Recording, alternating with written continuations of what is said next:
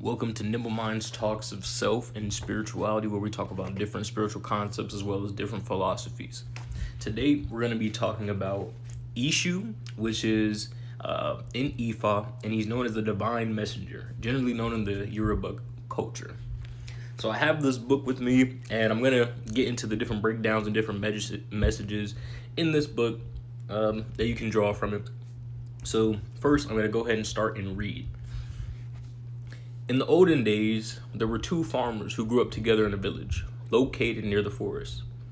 As children, they lived in the same compound, sharing meals, playing games, and learning the wisdom of their elders.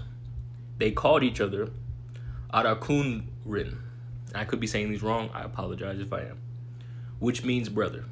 When the two young men reached the age of Akoko Ti Okorin, which is puberty, they were taken to Ifa for divination. On that day, they were told they would live their entire lives on adjacent farms. Because they were so close, their abundance depended on mutual cooperation. The Babalawo, or diviner, told them that it was Eshu who would teach them the Awo Abasepo, the mystery of cooperation. The Awo Igbo, the mystery of the forest. The Awo Oko, the mystery of farming, and the Awo Fo Ashe, the mystery of invocation. The Babalawo said that if they do not make regular Igbo or offerings to Eshu, the day would come when Eshu would pull them apart. If that day came, they would live their lives as enemies and suffer old age and poverty. The two young men could not imagine being separated. They could not imagine being enemies, and they could not imagine living their old age in poverty. Both of them thought that the Babalawo had been mistaken about their destiny. They saw no reason to make offerings to Eshu.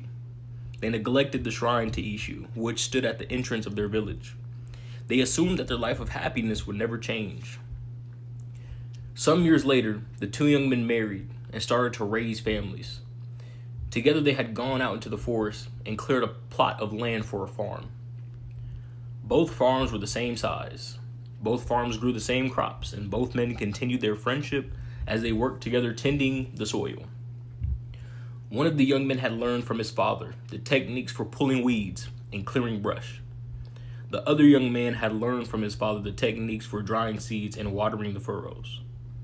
They depended on one another to ensure that each year's crop would provide enough food to feed their families, with enough left over for the trade market. Both farms were separated by a narrow path that ran from the river to the village. The path was seldom used because there were no other fields in the area. Often, the two men would work for weeks and even months without seeing anyone journey along the road that divided their land. On the day that Eshu decided to travel down the path that ran between the two farms, Eshu remembered the words of the Babalawo. Eshu recognized the two farmers as the men who always passed his shrine at the entrance to the village without making an offering. Both young men continued to believe that they were skilled in the Awo Oko, mystery of farming. Between them, they thought that they had all the iri, good fortune. They needed to create a good life. Life for each of them felt complete. Eshu hid among the trees and watched the two men at work. As they bent over the earth, Eshu removed Ifun and Irosun from his pouch. He took Ewi, a large leaf, and mixed the ifun with omi, tutu, cool water, making udafun, white paint. He took another iwi, a large leaf, and mixed the arosun with oni tutu, cool water, making odapan, red paint. Using his fingers, Eshu painted the right side of his face pan, red, and the left side of his face ofun, white. After placing the remaining oda, paint, that means paint, back in his bag, Eshu walked down the path singing, Ora Eshu, to to to kuni, which means the word of the divine messenger is always true. As Eshu approached the two men who were working on their farm, they both looked up to see who was singing. Flipping the page here, y'all can hear that. Eshu was directly between them when they raised their heads. Using the index finger on each hand, Eshu drew the attention back to the soil. After Eshu disappeared from sight, Arakunrin on the right side of the road said, Who was that strange man with Oju Ufun, the white face? Arakuren, on the left side of the road, answered, don't you mean the strange man with Ujupan, the red face? Each question was asked in innocence, but the discussion soon led to a disagreement. The disagreement led to an argument, and the argument led to a fight. Before the issue could be settled, both men were rolling on the ground, tearing up their crops and destroying the ripe yams. The damage to the farm caused a shortage of food. There were not enough yams left to feed their families, and there was no surplus to take to the market. Each of the young men became so angered by what happened that they never spoke to each other again. Okay, so we're going to go ahead and dive into this now and break this down, as this is a nice book. It gives a commentary to, and it tells you what the role of Eshu is and Orisha worship and all that. So, Eshu, or Elegba, known as the divine messenger, but he can also be the trickster.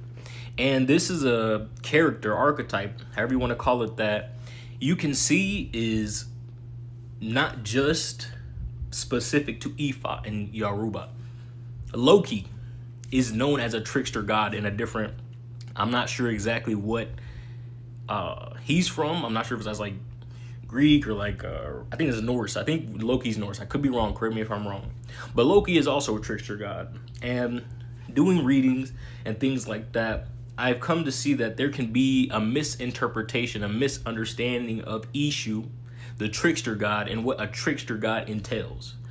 So, Loki, growing up, before I learned about Esu-Elegba, because even this information is still fresh for me in terms of the Ifa, I knew about Loki, and the interpretation of Loki was he was just mischievous, never trust Loki, and you know, he's like an anti-villain. Like, he has a reason that's valid, but at the same time, you can't trust him. He's evil, pretty much.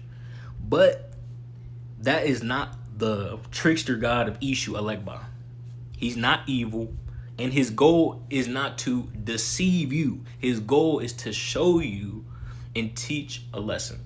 That's all it is. He's not trying to get one over on you. He's not trying to have the last laugh. That's worthless.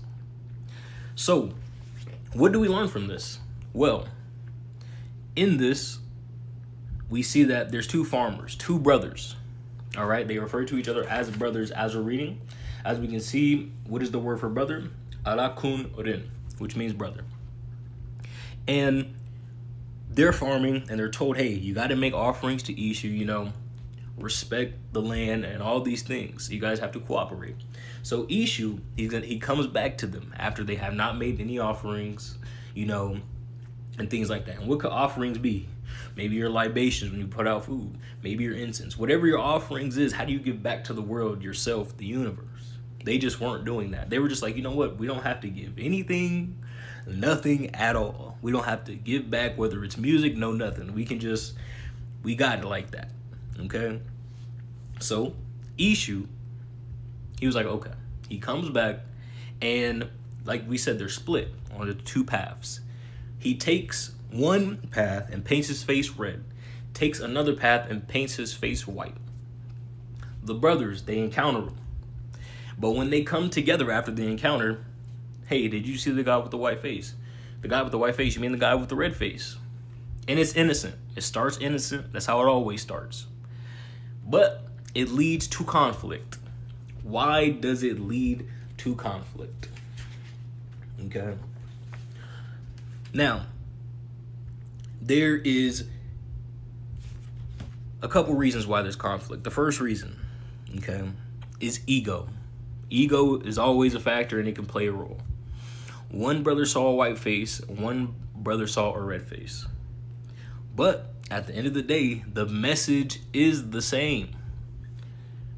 Make the offerings, okay?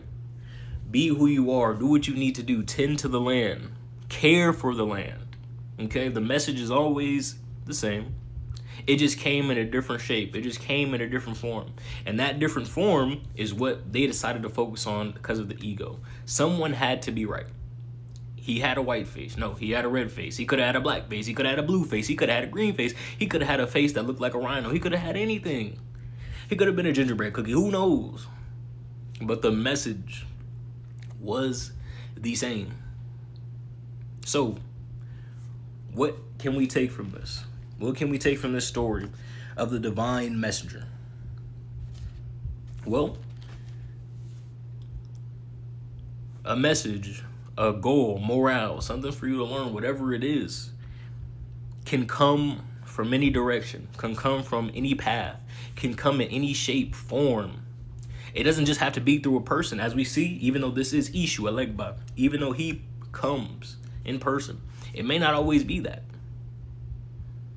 It may be something you see, maybe an interaction you have, that it's letting you know something, and it's on you to be able to pick that up, decipher it, take that information, let it nurture you, and then move forward. Okay? So, that's the video. Hope you enjoyed. Peace.